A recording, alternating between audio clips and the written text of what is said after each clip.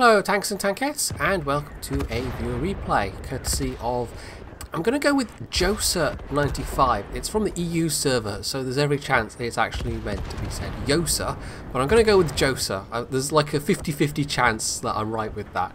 So he's in the T25 Pilot Number 1, which of course was a tank that you could either choose to just buy, and it was rather expensive if you just straight up bought it and not really worth the money. But if you did at least some of the missions to unlock the requirements and unlock the tokens, then yeah, as a tier rate premium that potentially you could get entirely for free, I mean, it's not a terrible tank.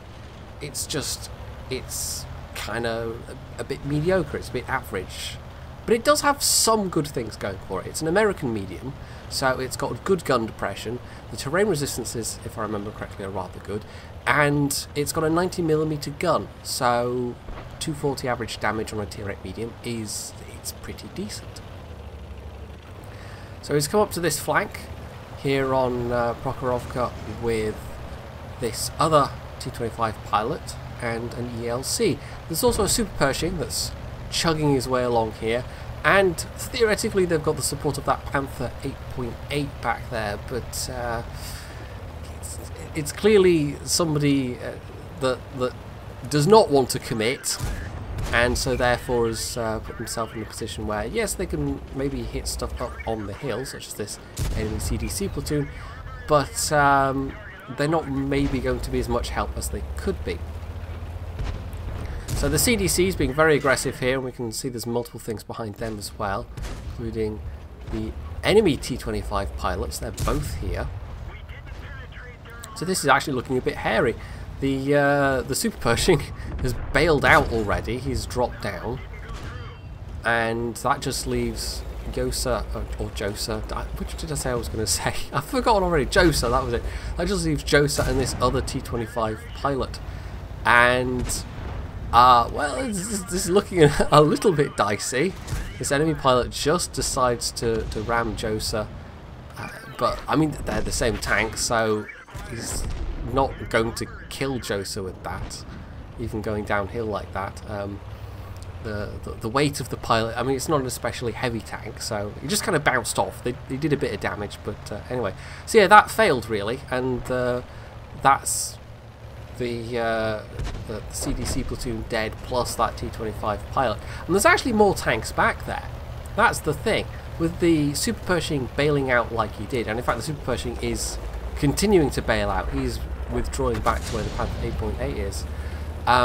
But yeah, if the TVP and that other pilot, and most especially the Patriot, if they had joined in that push, Josa would be dead right now. This other pilot would be dead right now, and then the Super Pershing would have been stuck down in that ditch, and the Panther really wouldn't be able to do much about it. So it was the enemy team kind of half-assing it collectively. The CDCs had a go, the pilot had a go, but they didn't have a lot of armour between them, and they were able to defend against that push because it didn't include the other 3 tanks that are back there, including a rather mobile heavy. So that stabilised things somewhat. Josa's lost half his health. The other pilot's doing a bit worse than that, but they're both still alive, crucially. And although, I mean, I'm feeling a little critical of the Panther and the Super Pershing for being where they are, but they are at least in a position where they can fire up at the hill if the enemy team push again. But they're unlikely to push again because they just lost so many numbers doing it the first time, because they didn't all do it together. And so they're now holding position on that flank of the hill and sniping down into the middle where there's a 110 and a T44. All the way over on the other flank, meanwhile, I think we can guess that's where the UDES is. So there's a couple of tank destroyers, medium tanks, and a scout over there, and they've been making some slow progress.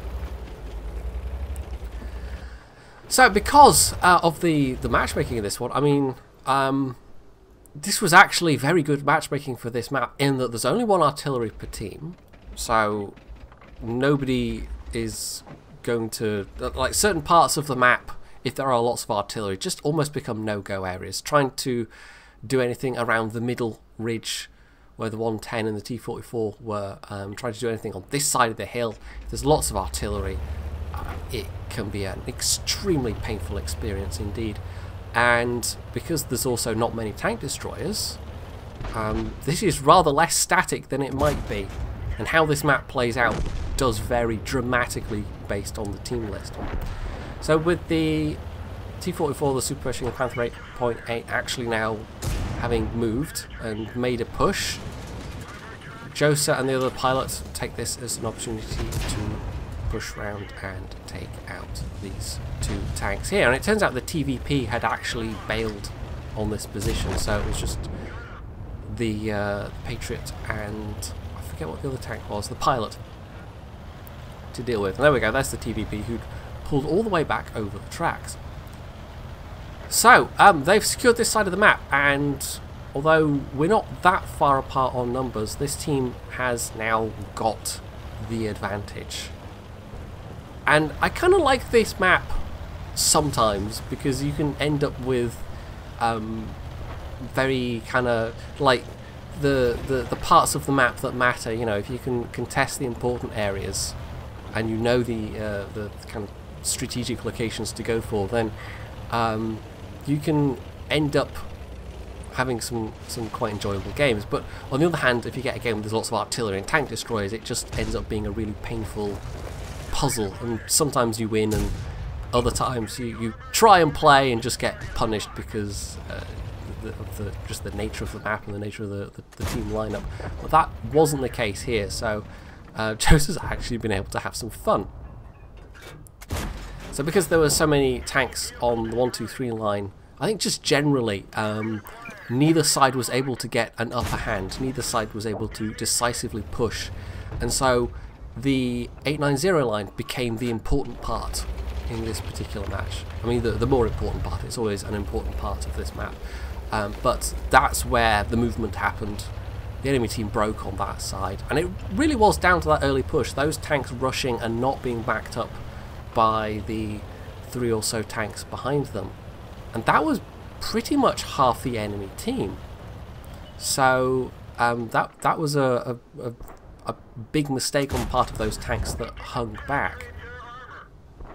So it's just mopping up at this point and seeing if he can get a bit more damage. Now he did get a yellow track on that Udez, but he didn't actually track the Udez, so he didn't get any more assistance damage out of that. But even so, he's gone out of this almost 3,500 damage and another 2,000 spotting and assistance.